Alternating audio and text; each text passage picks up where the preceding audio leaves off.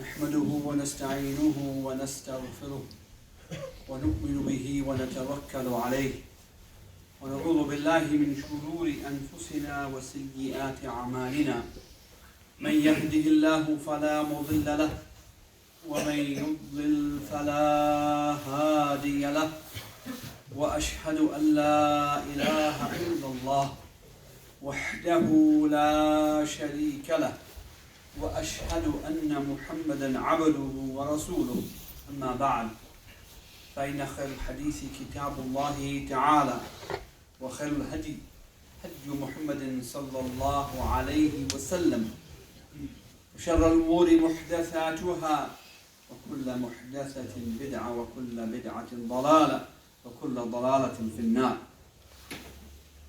Dear brothers and sisters in Islam, I advise myself and I advise you with the taqwa of Allah Tabarak wa Ta'ala, the wasiyah that Allah gave to those before us and Allah gave to us this ummah as well.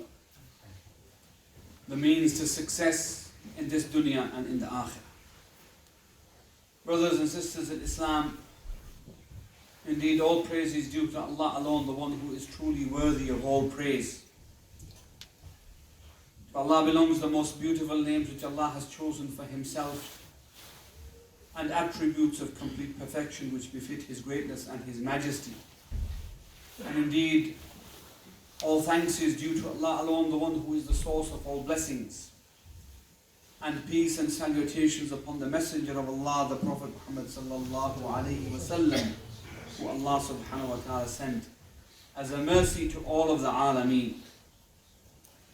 Dear brothers and sisters in Islam, Abdullah bin Dinar says, narrating a story which came to pass in his presence between Umar ibn Khattab radiallahu anhu, the then Khalifa of the time, and a shepherd boy. He says, خرجت مع عمر بن الخطاب رضي الله عنه إلى مكة. He said, I journeyed with Umar on my way to Mecca. فعرشنا في بعض الطريق. So he says that we came to settle in the night in some place on the way. So he says, فانحدر إليه راع من الجبال. He said, a man came, or a child came, with his sheep from the mountains and settled beside us. فقال له, so Umar رضي الله عنه said to him, يا راعي بعني شاة من هذه الغنم. He said, sell me a sheep from amongst these sheep. Of course, Umar ibn Khattab is testing this boy. SubhanAllah, if there is something missing in our ummah today, which was present then, it is this very same thing. This is a young child who was in the mountains. Nobody oversees him. Who instilled this tarbiyah in him that he said these words which compelled Umar to free him and made dua for him and said, I hope that these same words will free you in the akhirah. It is this quality that we need to instill, first of all, in ourselves, and then in the young people in our ummah. A quality which will be instilled only first by example, and then by nurturing. Umar said to the boy, sell me a sheep. The boy could have sold the sheep. He could have said to the man, the wolf took the sheep and pocketed the money, which happens today. Not by the young children, but those who should know better. Leaders of nations, leaders of the Muslim Ummah. This young boy is better than all of them because of this quality. So the Ra'i, he said, Innani mamlukun, I am a slave. I'm owned by somebody else. How can I sell you something which doesn't belong to me? So Sayyidina Umar radiallahu anhu wants to push him to test his mettle. What's his resolve like? So he said to him, قُلْ لِسَيِّدِكَ أَكَلَهُ الذِّئْبُ. Say to your master that the wolf devoured it. The wolf took the sheep, which is commonplace. Those times it was commonplace. Wolves took the sheep. So the boy replied, فَأَيْنَ اللَّهِ? Where is Allah then? This is something we fail to remember when we fall into sin, big sin. We don't remember where Allah is. Brothers and sisters, this statement, فَأَيْنَ اللَّهِ? Where is Allah? What does it go to demonstrate? First of all, that whoever nurtured this child instilled in him the fear and love of Allah. Instilled in him the belief that he will stand before Allah and Allah is watching him, and so Allah will judge him in what he does. Where is that tarbiyah today in our children?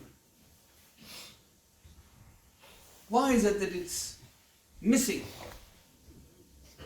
Right from the beginning, the tarbiyah starts with the child wrong. And as soon as they're able to understand something, we instill in them the fear of all things except the fear of Allah. Except the fear of Allah. Everything else they fear except Allah. Why? Maybe the first question is maybe because we don't fear Allah. We lie and we cheat and we deceive and we take the right of our brother and we backbite him and we make riba of him, and it is all taken in a stride. What you see is nothing at all. Umar radiallahu anhu, when he heard this statement from this child, it drove him to weep. He began to weep. فَبَكَى عُمَرُ. Why did he cry? Because he couldn't get the sheep? No. He cried because of this child's belief and tawakkul and also muraqabah of Allah. This child is, whilst in the middle of the desert, nobody observed him. He knows that Allah observes him. Brothers and sisters, Umar the following day went to his master. فَاشْتَرَاهُ فَأَعْتَقَهُ. So he bought this slave and he freed him. And in the narration, it's not only that he freed him, but he also bought him some sheep. And when he bought him the sheep, he said to him, أَعْتَقْتُكَ فِي الدُّنْيَا or أَعْتَقَتُكَ فِي الدُّنْيَا هَذِهِ الْكَلِمَةِ. This word that you said to me, فَأَيْنَ اللَّهِ, is the word which has caused you to be freed. Through it, Allah has freed you في الدنيا. And then he says, وَأَرْجُو أَن تَعْتِقُكَ فِي الْآخِرَةِ. And I hope that it will free you in the akhirah. Brothers and sisters, what's that belief? Allah says in the Quran, ما يكون من نجوى ثلاثة إلا هو رابعهم ولا خمسة إلا هو سادسهم ولا أدنى من ذلك ولا أكثر إلا هو معهم أينما كان.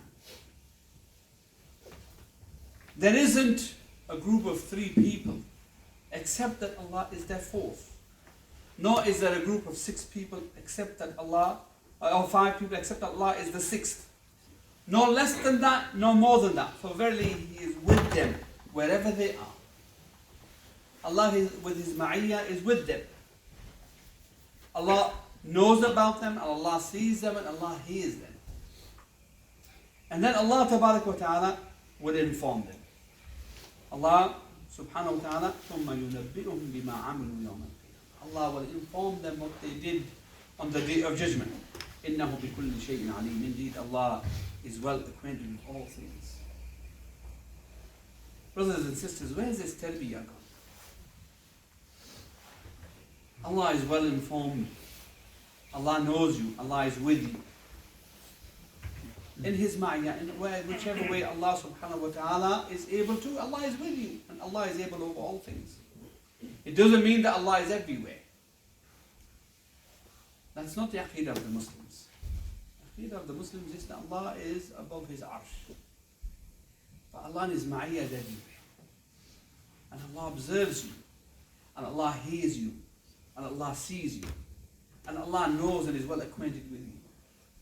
But brothers and sisters, this tarbiyah, this same tarbiyah, if you look at the young people in that time, they were not just young people who were wandering about and their parents kept control over them.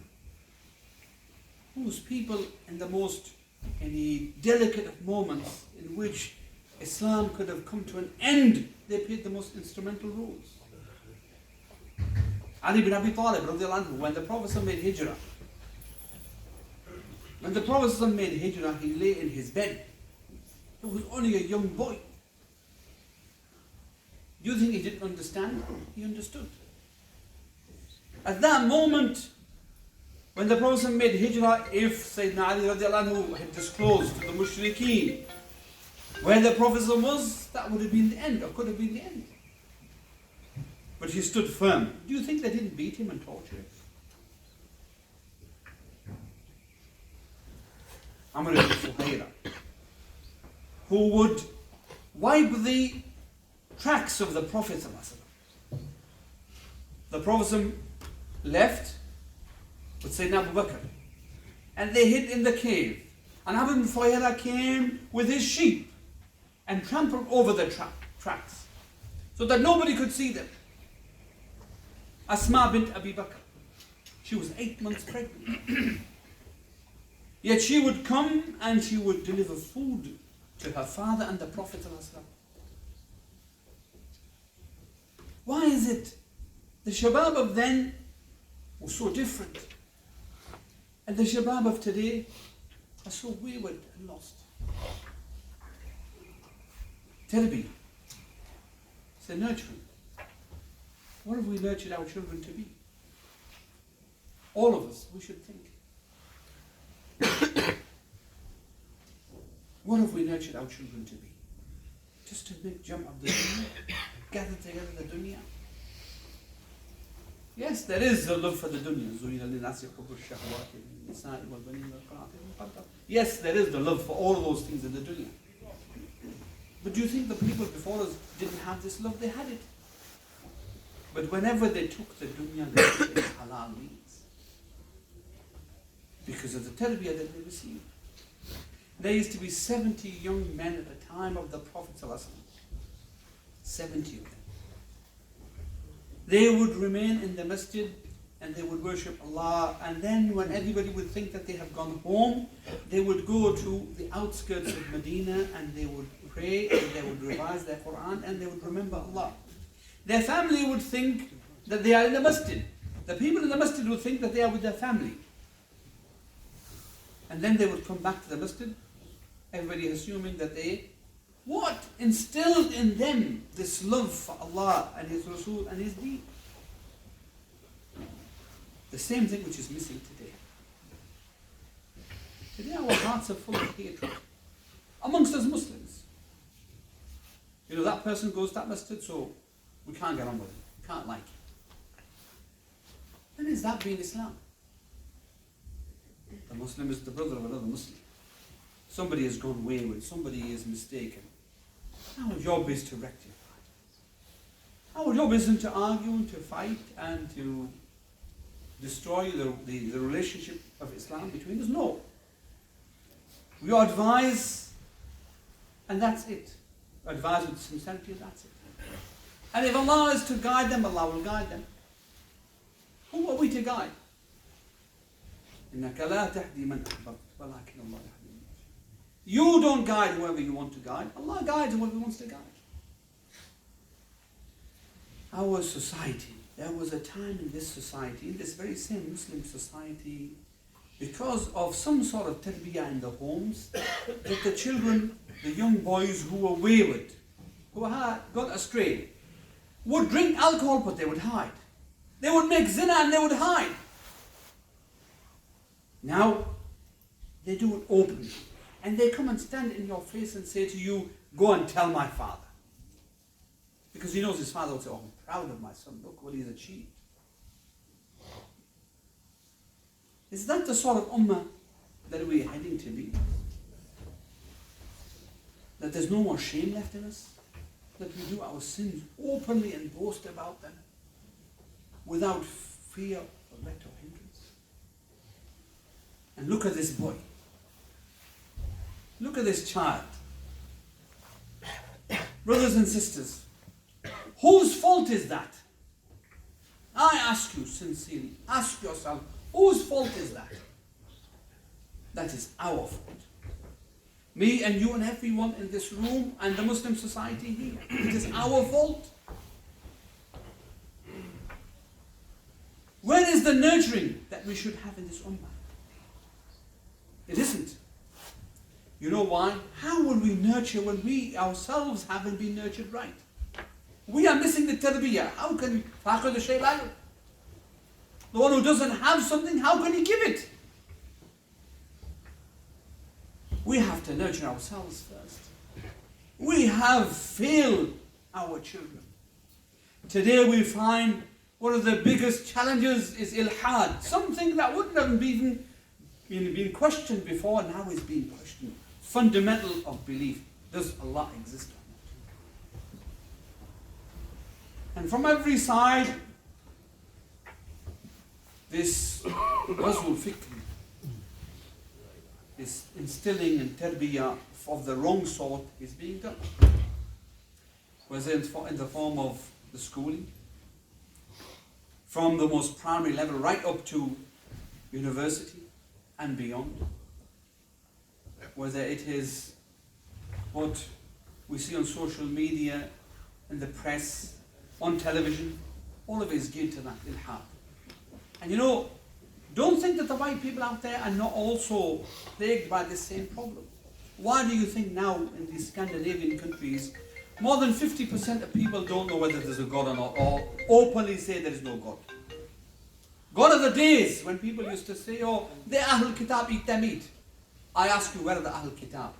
Where are the Ahlul Kitab? They openly say, we don't know if there's a God. Where are the Ahlul Kitab? That you want to make lawful their meat. Ilhad is not just a problem for the Muslim Ummah. Ilhad is a problem for all of the world. Why? Because we live in a time where it's all about maddiyat. It's all about money.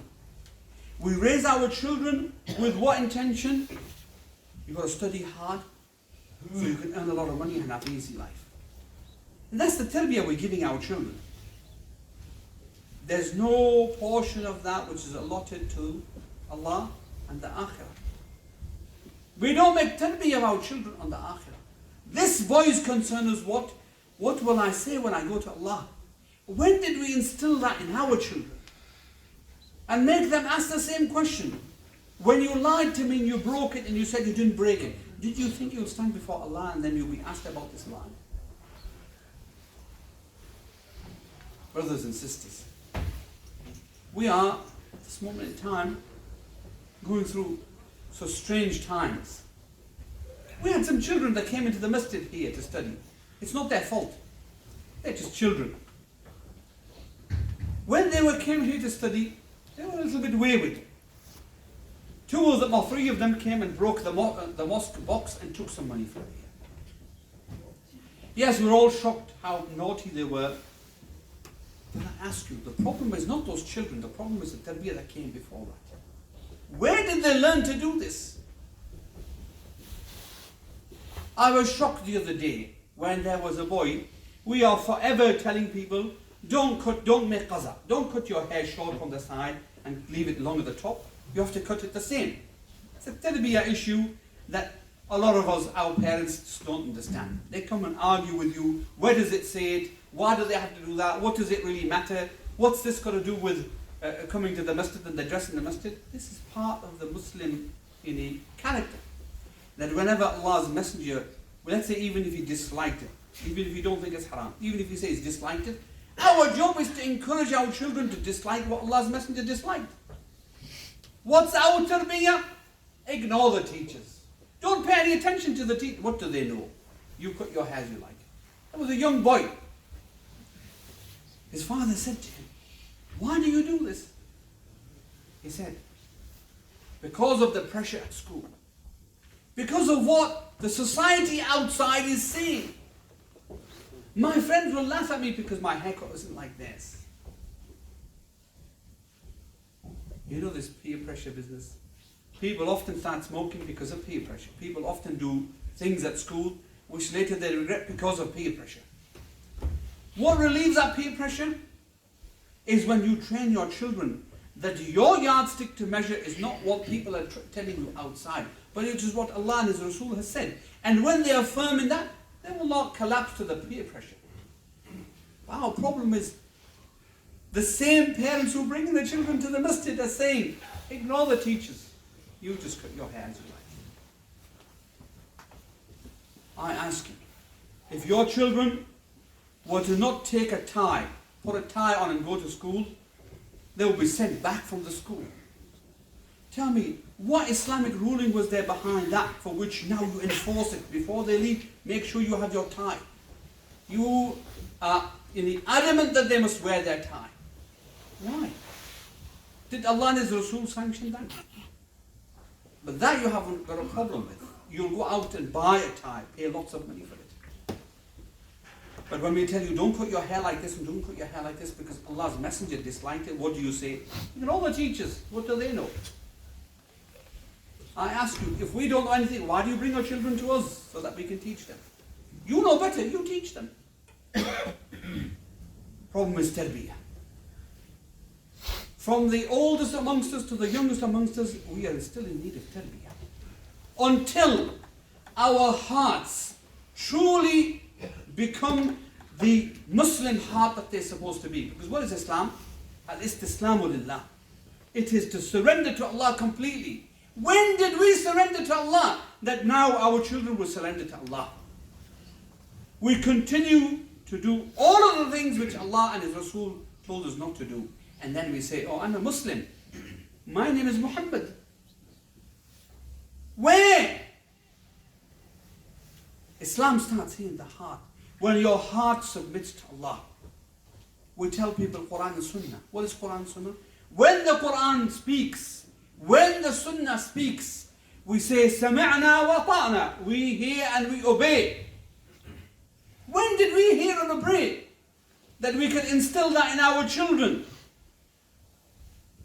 Brothers and sisters, the Tarbiah of the Muslim is what Allah has said in His Quran and what the Prophet has said in His Sunnah.